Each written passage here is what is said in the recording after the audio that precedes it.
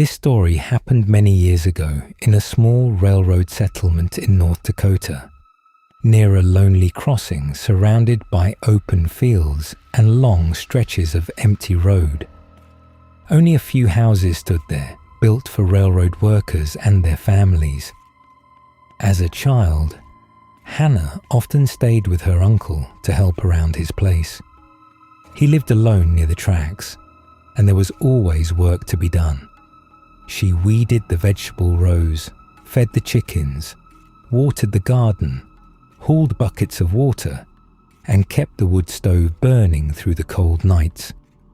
The chores were constant, but she didn't mind. What mattered most was the quiet.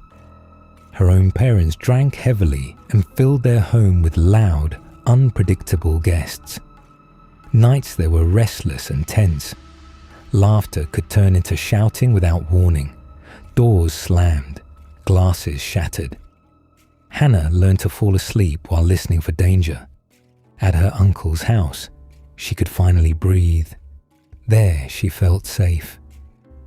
Next door lived a large family. The father worked for the railroad, just like her uncle. His wife stayed home and raised their 5 children.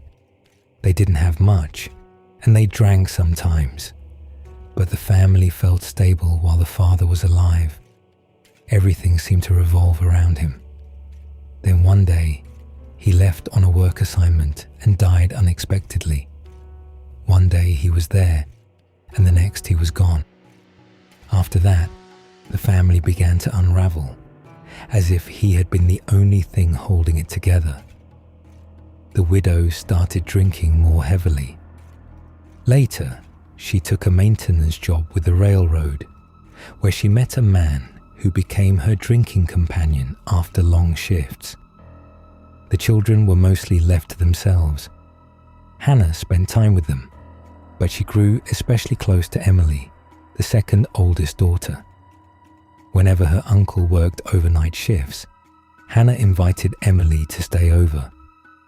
It felt safer together. At night, they lay in the dark, whispering about their future, dreaming about graduating, about enrolling in community college in the nearest county town, about finally leaving their small settlement behind. They loved telling ghost stories, scaring themselves until they clutched each other in nervous laughter. One night, Emily spoke differently. Her voice was serious, almost trembling. She said something had been coming to their house at night. Something had been scratching along the porch, knocking against the siding and tapping on the windows. Then she pressed close to Hannah and began to cry. "I know it's my dad," she whispered. "I can feel it. He didn't die naturally. Someone killed him." Hannah felt a cold shiver run through her, but Emily kept talking. "He's not just wandering around. He's coming for someone. Soon he's going to take one of us with him. It's a bad sign." That conversation happened in April. In May, the girls were finishing 9th grade. They were preparing for exams and their graduation dance, dreaming about going to community college. On the night of their final school celebration, they decided to drive to a dance in a neighboring town.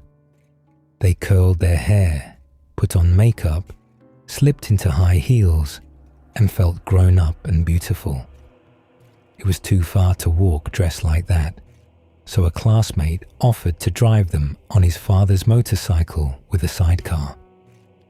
Emily had long hair that reached below her waist, thick and heavy even when curled. She climbed into the sidecar, Hannah sat behind the driver, and they rode off. They were laughing, they were happy. Their whole lives seemed to be ahead of them. The wind lifted their hair as they sped down the road. Then, in a single instant, everything changed.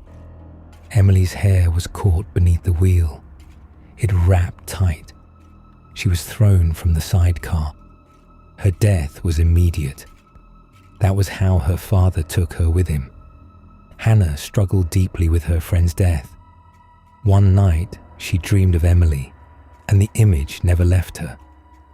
In the dream, Emily crawled up from beneath a cellar hatch, bloodied and pale, reaching toward her as if trying to pull her away.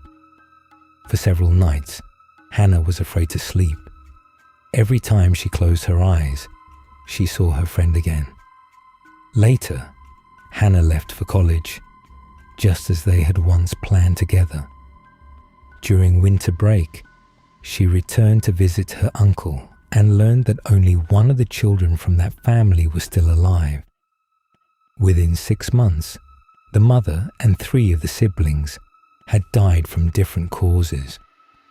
People in the settlement whispered that the father had taken them all. That was the story.